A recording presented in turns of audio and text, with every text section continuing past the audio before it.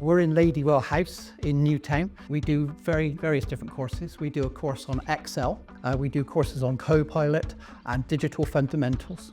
The Shared Prosperity Fund has allowed us to deliver training sessions like the one today for over 300 staff members. We've also recruited 2 digital skills trainers who we're going to keep on for another year due to the success of the work they've been doing.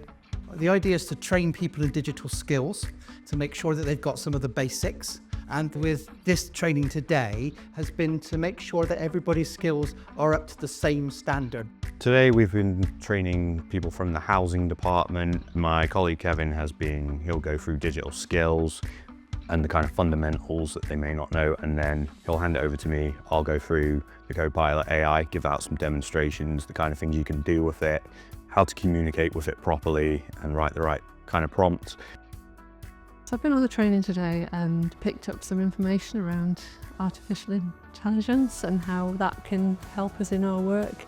I found that quite stimulating, really. I had no idea how AI could help us in our work.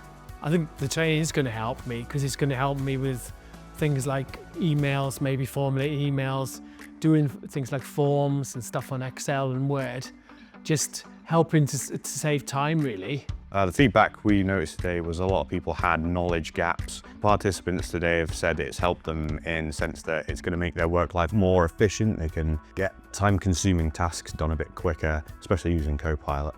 I think funding for digital skills training is really important. If we don't have that kind of injection of cash, if you like, it's very difficult for us to pick up good quality information and explore how things can help us in our day-to-day work. Without the Shared Prosperity funding, we would not have been able to roll out the extensive training on the utilisation of AI, which we've managed to do. And the workforce has now been upskilled and is highly competent in the use of Microsoft Copilot and other tools.